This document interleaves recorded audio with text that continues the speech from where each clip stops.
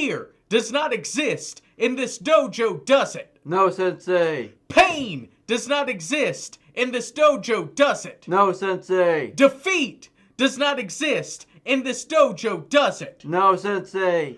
What do we train here? The way of the fists. And what is that way? Strike first, strike hard, no mercy. I can't hear you. Strike first, strike hard, no mercy. Excellent. Welcome to Cobra Kai.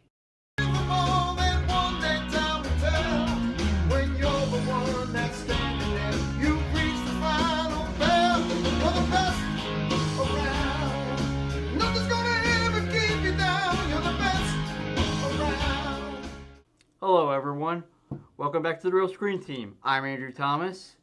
This is my partner in crime, Christopher Johnson. Hello everyone. And we're doing a new segment called The Designated Guiders, where we talk about shows that are out streaming or television or otherwise. And Chris, what are we going over? Well, we're going over Cobra Kai. Yep, we are finally returning to the world of the Karate Kid. And this is actually something we've both been very excited to finally review. Yeah. Want to give us the overview of the making, the behind the scenes of Cobra Kai? Okay. Cobra Kai is an American martial arts comedy drama series based on the Karate Kid film franchise created by Robert Mark Kamen. Cobra Kai was created by Josh Herold, John Hurwitz, and Hayden Schlossberg, and of course stars Ralph Macchio and William Zabka, both reprising their roles from the Karate Kid films. The series launched on YouTube Red, with the first 2 seasons being released in 2018 and 2019. In June 2020, Netflix acquired the series, and the 3rd season was released on New Year's Day of 2021. In October 2020, the series was renewed for a 4th season ahead of the 3rd season's premiere. And we may see the new season either by the end of this year or around this time the following year. Mm-hmm. Chris, want to give us the overview of the first season? The synopsis? The synopsis of the first season? Okay. Well, it's been 34 years after the loss to Daniel LaRusso at the All Valley Tournament. A down on his luck, and I mean down on his luck, Johnny Lawrence decides to reopen the Cobra Kai dojo. This causes the rekindling of his rivalry with Daniel LaRusso, who, after what he went through with Cobra Kai back in the first film, wants to stop Cobra Kai from influencing a whole new generation of kids. So, what did you think when you first saw the show? I was immediately engrossed. Yeah. Because... Same here. Because if you all have seen our previous reviews, I love this franchise. Mm-hmm. You know, it's definitely something very near and dear to my heart. Yeah. And when I found out that they were actually going to continue the story in a series, I was all for it. Especially with the idea of them focusing more on Johnny. The guy who we haven't seen since Karate Kid Part 2. Yeah. And to see the fact that how the roles have kind of reversed is rather interesting. Because... Yeah. In the first film, Daniel was, the poor kid that had just moved into town, didn't really have much, while Johnny, he was living large. He was well off. Yeah. But now, things have switched. Yeah. Johnny is now down on his luck, nearly destitute, Also a deadbeat dad. unfortunately. Yeah. And while Daniel, he's a successful auto salesman. I mean, From basically for sale since the first Karate Kid movie. for his love of cars. Yeah. I mean, he's got a wife, he's got 2 kids. He's now in the country club that initially he wasn't allowed to get into in the first Karate Kid. He's living large. Yeah. Everything is great for him. Yep. Until Johnny shows back up in his life. Well, it wasn't immediately like that. Yeah, I mean, Daniel initially was trying to befriend Johnny. Yeah. It was Johnny that was like, oh no, not this guy, not this guy. I cannot live down the fact that I lost to this kid. Yep. But all that changes when Johnny finally decides to open up Cobra Kai again. And that's when Daniel gets the PTSD flashbacks. Want to discuss where our current, like you said, Johnny's down on his luck just like Kreese was in Karate Kid Part 3. Daniel's more successful. Let's talk about the new characters. Yes. Well, I guess essentially the patient zero of why Cobra Kai is back. Yep. Miguel Diaz. Yep. And how do you pronounce his name? The actor's name? Xolo Maridueña. I still can't say the name. It's kind of, but he's he's sort of like Daniel. He is Daniel. Yeah, basically. He's essentially kind of the new Karate Kid. Only if his mentor was not Mr. Miyagi who found them and saved them. Yeah, because Miguel, he's a new kid that has just moved to L.A. He's a very nerdy individual. With the braces. And the asthma. Yeah. And he's off, and one evening, Johnny sees him getting bullied by Kyler and his friends. Another new character. And Johnny decides to get involved. Mm-hmm. After that moment, when Miguel sees Johnny in action, he wants to learn karate. And initially, Johnny is very reluctant. Mm-hmm. But after...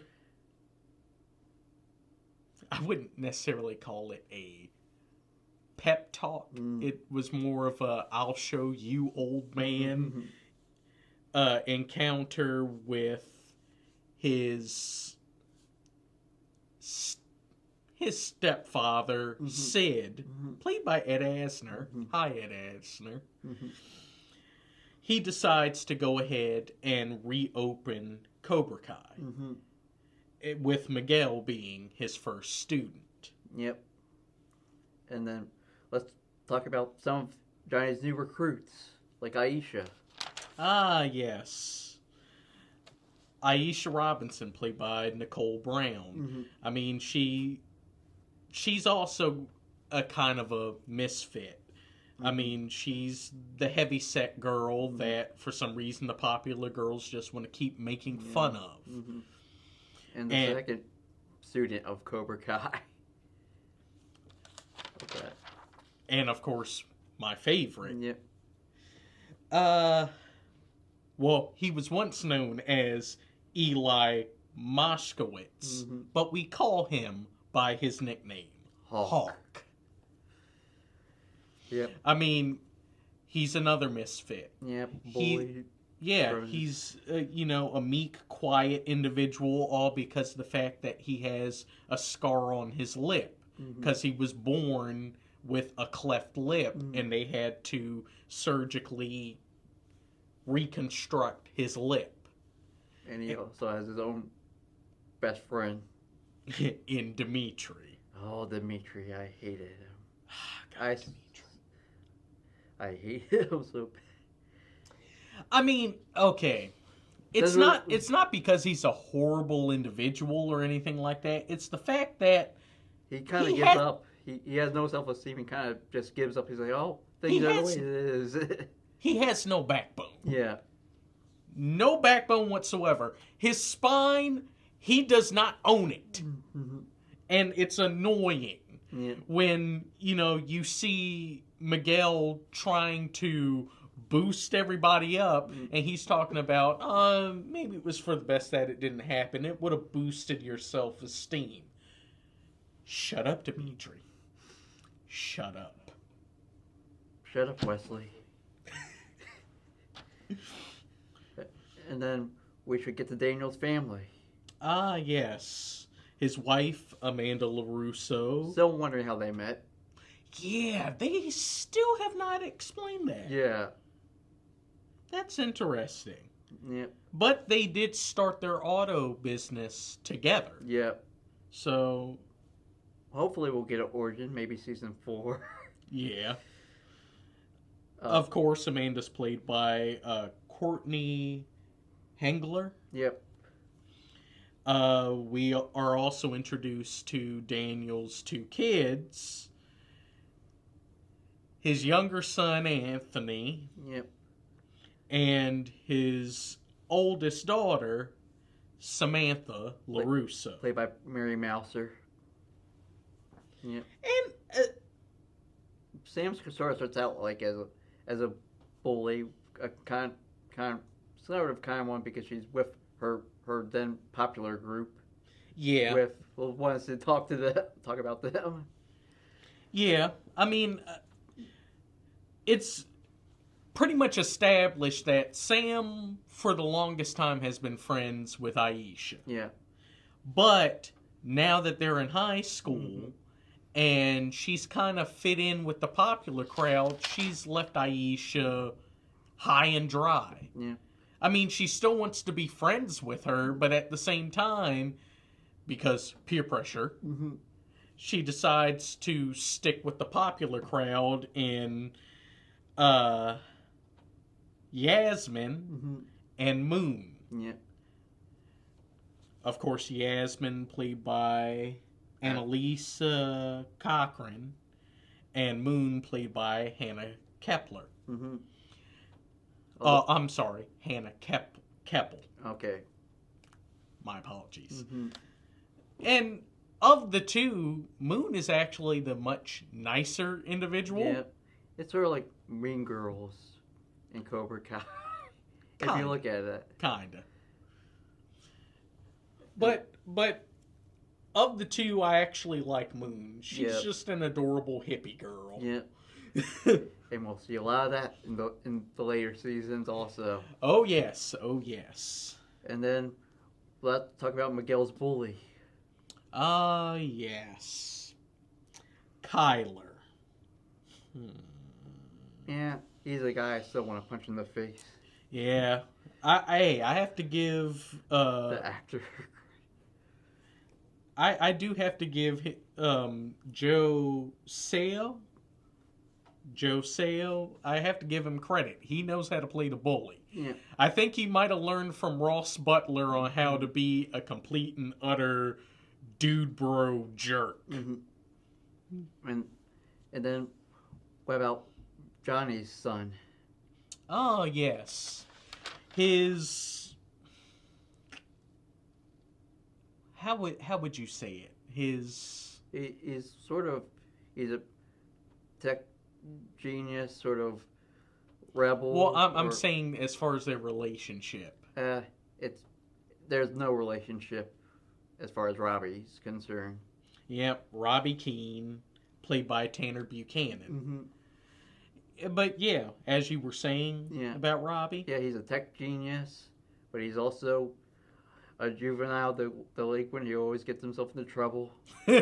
That's an understatement. Yeah, I mean, he steals people's stuff, cons them, everything. And the fact of how he meets Daniel, he's just doing it just to get back at Johnny. I mean, That's his main idea. He just wants to stick it to Johnny by working for Daniel's auto business. I mean, why? Yeah. But just like how Johnny brought Miguel under his wing, Daniel starts to do the same with Robbie, and does it in the very similar way Mr. Miyagi brought Daniel in and taught him the ways of Miyagi-Do karate. Yeah. And and if you guys want us to do like a big spoiler review, just message us, because we don't want to give everything away. We want you to watch it for yourself, because it's a really good show. Yes. There. And how do you want to rate the first season? The first season, I'm actually very happy to do this. This will be my first 10 out of 10. The show is fantastic. The show is perfectly able to do the 4 things that any type of continuation or reboot needs to do. It makes the character, it brings back as many characters as it can to make it feel authentic, while also introducing new characters to get invested in. The performances by everyone, mainly by William Zabka and Ralph Macchio, are fantastic, and they are shown as the really anchor of the show. The writing is fantastic, and it shows that really there's no true idea of heroes and villains. There's shades of gray, and you see the good and bad of everyone. It makes them feel believable. Yep. And it's nostalgia done right. They show how this series connects and flows so smoothly with the original films, but brings it into a modern way. It's just done perfectly. Well, me, I'm giving it a 9 out of 10. It's not because I hate the first season. I don't like the first season. It's good, but I have other seasons that I like more than the first season. That's why I'm giving it a 9 out of 10 on this one. It's because it started out really good, but it's also a mixture of a partial copy of the first Karate Kid movie, if you think about some of, especially the first and the last episode. Well, yeah. Everything else in between's fine. Yeah, essentially the first season is kind of, I wouldn't necessarily say it's a retelling, maybe a happy coincidence that it's kind of flowing the same way that the first Karate Kid movie worked. But it's a bit different, because this isn't so much about Daniel teaching Robbie. This is about Johnny teaching his new students, teaching them the things that he learned, and also helping them grow as individuals, see them grow confidence, see them grow strength. He's not out to do what John Kreese did in the original. He's here to help better these kids, because he's seeing that these kids, based on our... And in a way, better himself. Yes. Because based in our current social climate, a lot of kids are wimps. Yep. And he's here to, whip them up to shape. Teach them discipline, but also teach them strength. And it actually, in many ways, benefits them. I mean, Miguel, he gains confidence to the point that he actually starts a relationship with Sam. Yep. little spoiler alert. Well, And then, of course, and Eli. Yes. Eli becomes Hawk. Yeah.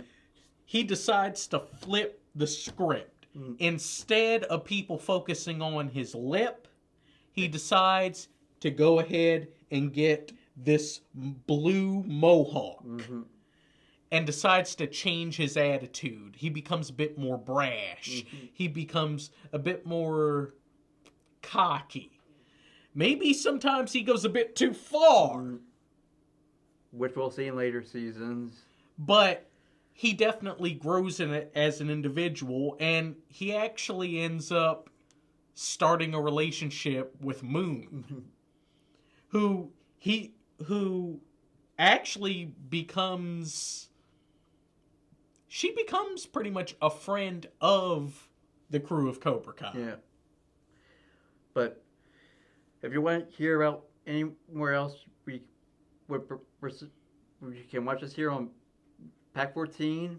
You can also find us on Facebook, The Real Screen Team, and also find us on YouTube and subscribe on YouTube, The Real Screen Team here, and give us more feedback if you want.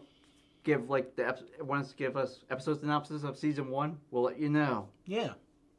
Please give us any suggestions that you want. I mean, we really want to go ahead and make the best videos that we can, and also make videos that would interest you, and entertain you. Yeah, so tell what the next episode is going to be about, or the next episode that we're doing here for. We're continuing our designated guiders thing, and we're going to continue it with season 2 of Cobra Kai, which if you think what we said about season 1 was good, you haven't seen nothing yet from season 2. Oh no, you haven't. Ready to roll us out? Well, sure. Thank you all for coming and watching. Definitely come back and watch again. Like, comment, subscribe, and share. Thank you all. Let's fade to black.